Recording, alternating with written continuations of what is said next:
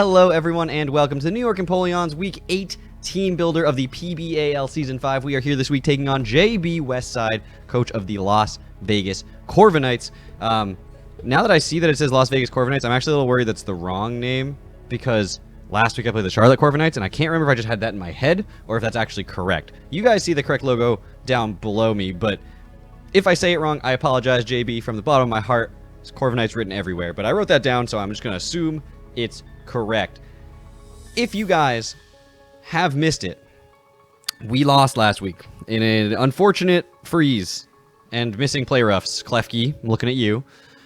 So we are sitting currently at 5-2, and unfortunately 5-2 is not where I want to be. Now we have a chance here to stay in the top 2, keep that bye in mind, but we need a win. So I'm looking to get that victory. We are taking on a team consisting of Ribombi, Alolan Persian, Galarian Darmanitan, Rotom Mo, Necrozma, Gmax, Garbodor, Hitmontop, Azumarill, Alolan Marowak, Drampa, and Mudsdale. That's a lot of forms. Anyway, really terrifying team. I honestly didn't even know what Gmax Gardevoir, well, get on that, Game Freak. Gmax Garbodor even did until I looked it up, so it poisons me. Okay, it's kind of meh, whatever. I get poisoned all the time. So, first off, we are going to be starting off with the Klefki. Spike's super good against his roster. He does have a decent amount of removal, but I just really like Spikes against his roster. And this thing actually has a pretty good time setting him up. There was a time in which I was 4 moves, I put T-Wave in that slot where Draining Kiss is. I had Reflect for a little while. 4 moves that didn't do anything offensively, but if you don't do anything offensively, you just don't do anything, right? Like, I can survive, but, like, then what? I'm just stuck with a mon that's not doing anything. So I decided, throw Draining Kiss there. It's not the best coverage in the world against this roster, but at least it's got, you know, some viability to at least hit things at all. And I'm going on the special side because last time I lost a bulk up. So here we are. Magnet Rise, I really like against, like, G-Darm. That thing can't touch me if I Magnet Rise, especially if it's choiced into EQ, which would be ideal. If it's choiced into Flare Blitz, obviously it can totally touch me, but choiced to EQ, the thing can't touch me. Garbodor, probably going to Max Quake, probably going to go for, like, a Stomping Tantrum kind of thing. That can't touch me if I go for the Magnet Rise. Mudsdale probably doesn't have any coverage to hit me if I go for the Magnet Rise. So I really like that. Gives me a chance to set up spikes really easily. And Defog is there if I do need it because webs suck. That's it. So that's the Klefki set this week. Hopefully it works out. We are going to be rocking out, though, with a Autonomized Boom Burst, Clanging Scales, and Protect Como. I have very few switch-ins to Darm. Just, like, very few switch-ins to Darm. But knowing what it's locked itself into helps. So if Darm comes in and I can get the Protect off, scout out what it wants to go for, and then be able to react appropriately, that can maybe help me out. Like, if he goes for a U-turn, for instance, I don't switch out. Whereas if he goes for, like, Icicle Crash, then I know I can maybe go into Klefki and take one. Fingers crossed. That's not even a guarantee if it has to take too many of them. Boomburst Clanging Scales, he doesn't have a Steel type, so that's just great coverage against his entire roster. Hits everything super hard.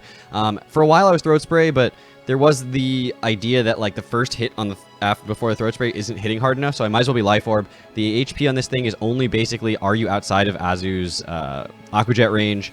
After an Autotomize, you're just outspeeding things, you're spamming attack, so might as well just stay outside of that. That doesn't do very much damage anyway, so not going to worry too much about it. And this thing is going to be able to come in, hopefully set up, and be able to attack super hard and just get damage everywhere, and protect against the Darm if it needs to. Next up is my Mew. Mew is going to be rocking out with Cosmic Power, Body Press, Stored Power, and Soft Boil. This is a late game sweeper, let's be honest. It hits both things, but not both. It hits everything on the side they want to be hit on less, which is amazing. The things that I want to Body Press have better special defense.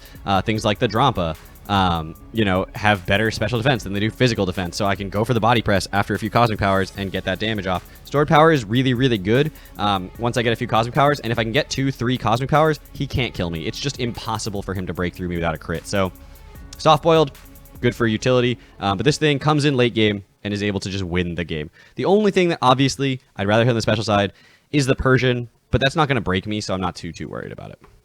Next up is the Mamoswine, Icicle Crash, Earthquake, Stealth Rock, and Ice Shard rocking out with the Focus Sash. This is probably my lead, though not a guarantee. I haven't really 100% like decided. I have to see what his roster is going to be, but Stealth Rock is super helpful. Super duper helpful. Darm does not want to take him. Marowak doesn't want to take him. So Rabombi would love to get rid of the sash in that thing. So super duper helpful to have the Stealth Rocks this week. And Mamoswine's a pretty good setter of them. I could have gone Mew, but Mew was doing other things. So I just wanted to get the Stealth Rocks here. Could have put him on Como-O, but the Protect Stealth Rock on Como-O is sort of a 50-50 and could have gone either way. But I didn't really need other coverage besides the stabs on this thing. They just hit his entire roster so incredibly hard, and just every roster so incredibly hard, that it was just worth for me in my mind to just go Icicle Crash, Earthquake, and Ice Shard, and then just throw on the Stealth Rocks here with the Focus Sash to keep myself alive after one hit of whatever wants to go for, basically. In a pinch, Darm, clicking Superpower, I take one, I EQ, we're okay. Like, I can live, and it's at -1 defense, and I kill it. So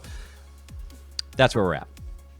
And next up is my Rapidash this week. Rapidash going to be rocking out with the Agility, Swords Dance, Flare Blitz, and Poison Jab.